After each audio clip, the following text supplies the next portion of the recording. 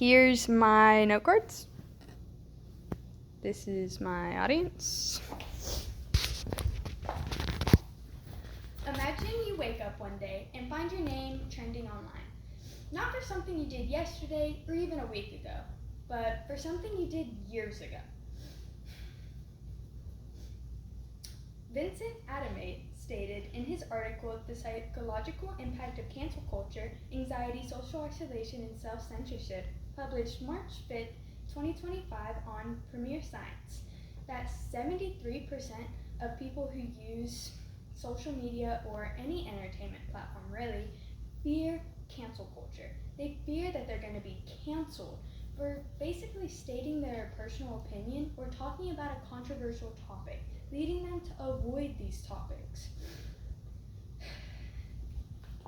In my For You page, I find cancel culture, and I probably shouldn't as I'm a 16-year-old, but instead of holding people accountable like it should have been able to do, it has become a joke. Like Twitter user Daniel Preda stated in this basically meme.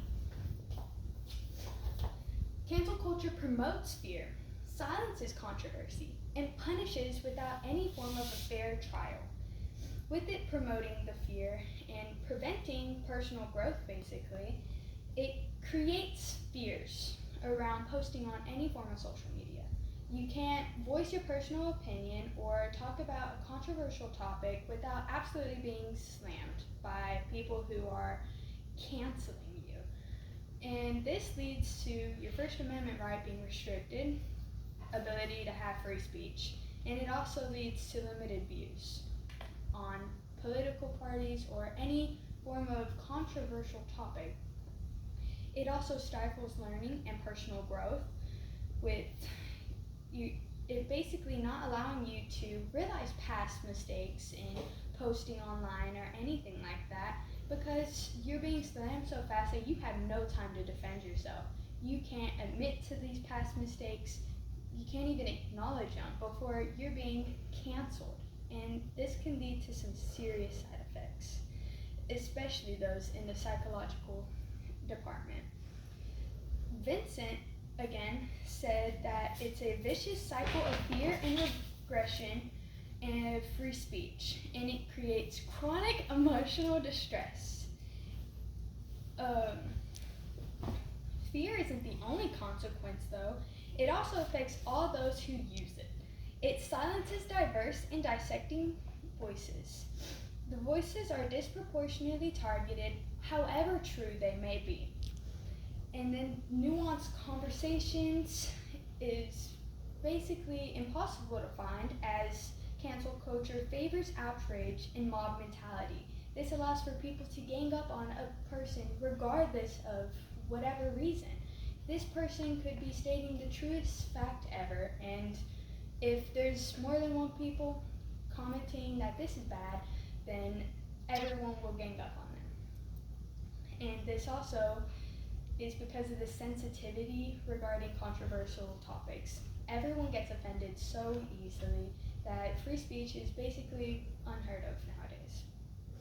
Taylor Mooney, in her article, How Cancel Culture Changed 3 Lives Forever, CBS News, on 13th of August of 2022, Maria Tuskin, a owner of a yarn making business, was canceled because she defended a fellow knitting influencer who was basically made out to be a racist for saying that going to India was like her going to Mars for whatever reason, but everyone basically canceled her, and in Maria Tuskin's words, she became owned by the cancel culture community.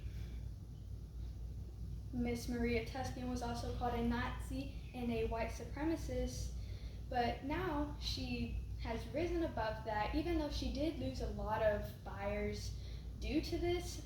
With her going on talk shows, she has rebranded and created a Polarized Knits, which completely turned her business around.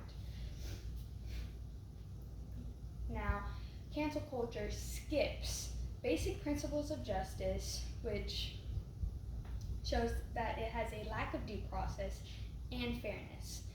it lacks evidence and context. Cancel culture doesn't take into regard any of these. And social media trials often replace true accountability, which defeats the purpose of why it was originally created. Now, if you look here, this is the effects of someone who was actively a part of cancel culture. Just like Maria Tuscan, she was canceled, and she posted about the backlash she received.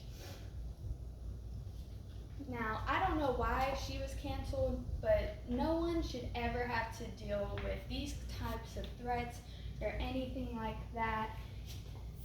And also, J.K. Rowling, a very famous author, she wrote Harry Potter, but that doesn't really matter. She made a post years ago about her opinions on transgender, and she was very much so considered a transphobe to nowadays, which a lot of people have become extremely angry. A lot of people don't like that, but they've blown that extremely out of proportion.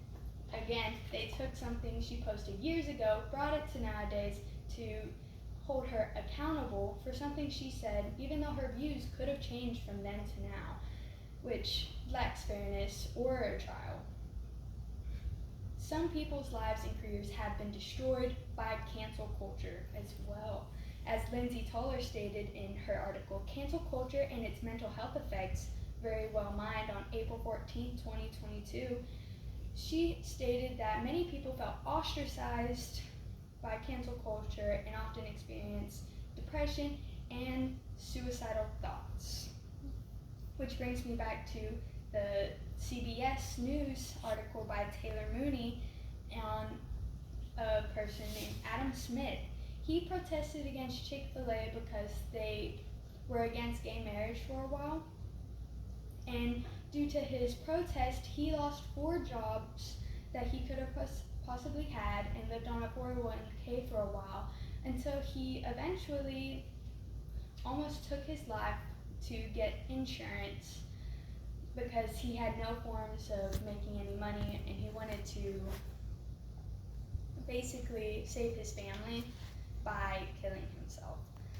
But he, as well as Maria, they both went on to a talk show and they talked about it, and he actually gained enough support that he became the CFO of a software company. Now, the next time you see a cancel culture or see that on your feed, just consider